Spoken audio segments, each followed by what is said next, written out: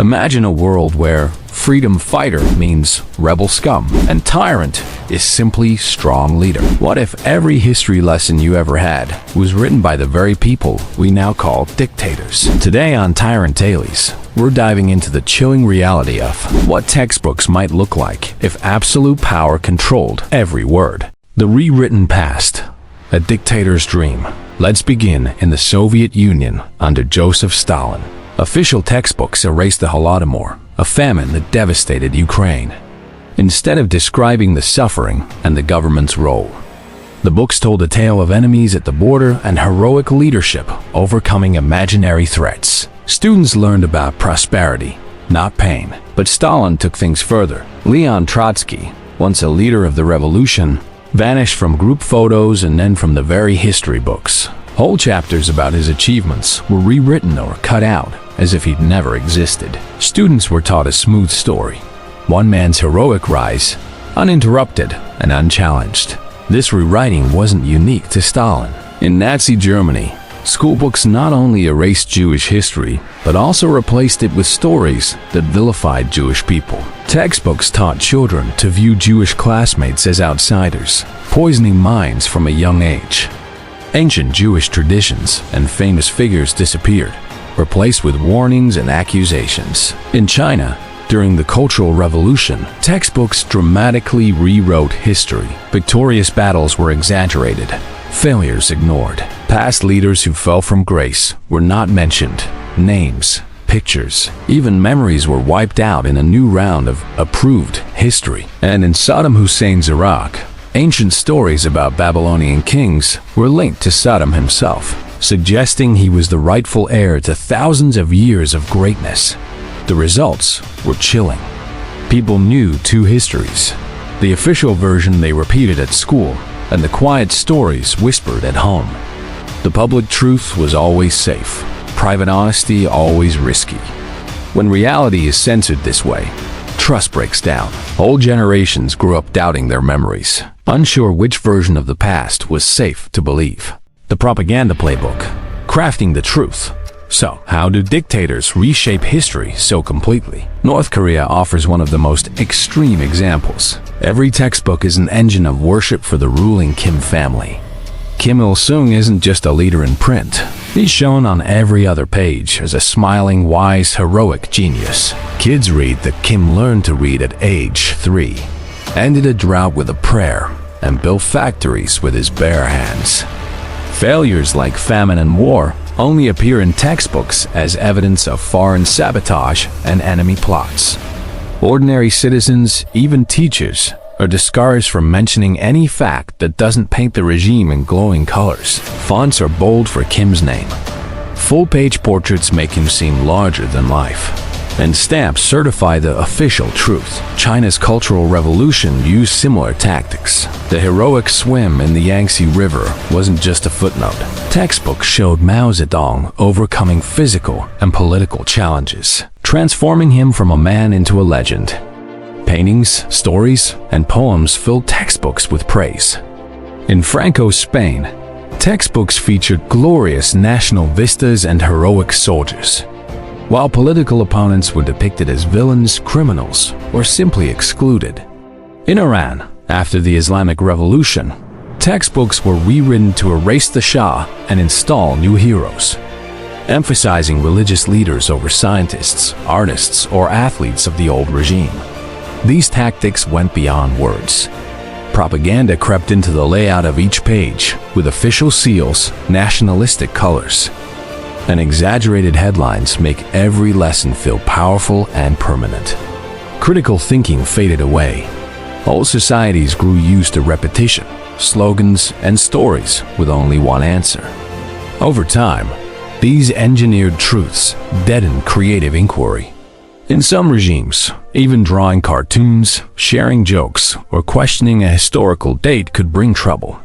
Teachers became nervous, students recited facts, and private doubts rarely found public voices. If these examples are making you rethink what you learned in school, subscribe to Tyrant Tales right now and click the bell icon. We reveal the real stories behind history's headlines, impact on education, indoctrination from childhood. Imagine being a child in Saddam Hussein's Iraq. Daily lessons linked Saddam to ancient kings and glorious battles, turning history into a celebration of his modern rule. In school, you might recite lines about Saddam's leadership before learning how to count. Cultural Revolution era, China pushed children to memorize slogans from Mao's Little Red Book. Homework wasn't about analyzing, just repeating approved facts. If a student questioned the official version, they risked punishment or exclusion. In Nazi Germany, children were taught Aryan superiority and militaristic pride, often through textbooks that erased or twisted the stories of minorities. History became a tool for reinforcing dangerous prejudices, while critical voices were silenced. In North Korea, even math problems center on the achievements of the leader, teaching young minds that success comes only through loyalty. The results?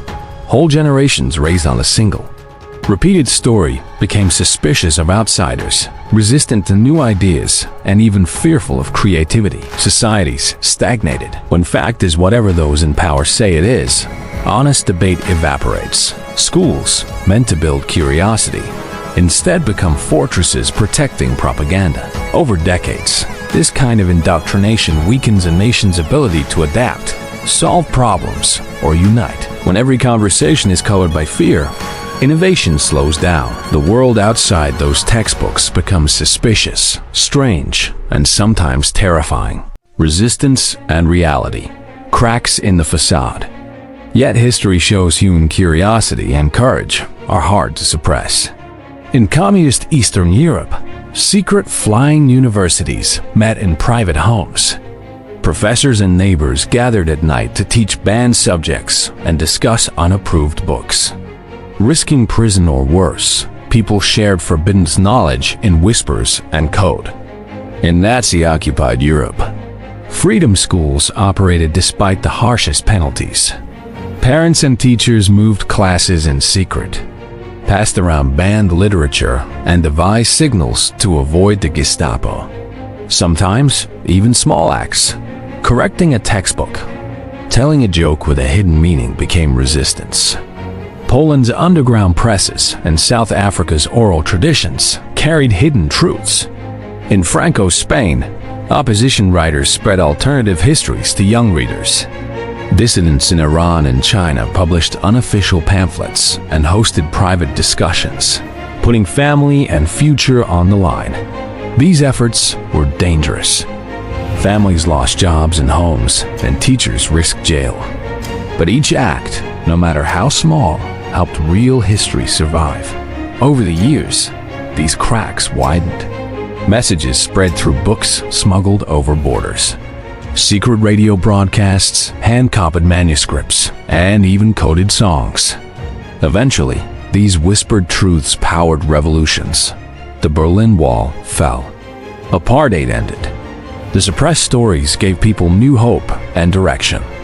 Even in the most controlled societies, knowledge proved more powerful than any regime's censorship. Lessons for today: protecting our past. So what does this alternate reality teach us now? Power to rewrite history isn't just ancient. It's happening today. School curriculums are debated, and books are banned. And social media floods our feeds with new, sometimes fake, narratives.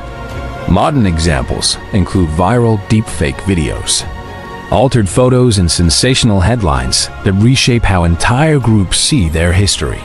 In some countries, new government-approved textbooks quietly downplay controversial events or erase embarrassing moments. The risks haven't changed. Societies that lose sight of honest history grow more polarized, less able to work together. Misinformation undermines democracy, stunts innovation, and divides families. When everyone is taught only one version of events, the world seems simpler, but it's also much more fragile. What's the solution? We must teach ourselves and our children to question sources, compare stories, and spot bias. Reading multiple perspectives, checking facts, and demanding transparency keep truth alive. Honest education means asking critical questions. It means protecting diverse voices and complex stories, celebrating the messy realities of history instead of hiding them. By honoring those who risked everything to share true stories, we defend freedom and future progress. Knowledge isn't just power, it's our protection. Whenever we teach, read, or share, we choose what kind of society we want to build. The courage to ask, is this the whole story? Is our strongest defense. Thank you for joining us for this deep dive into if dictators wrote history textbooks. What did you discover today? Have you ever found major differences between the history you learned and the reality you found later? Share your story in the comments. Your perspective matters here. If you enjoyed this episode, please give us a like, subscribe for more, and share with everyone who values honest learning.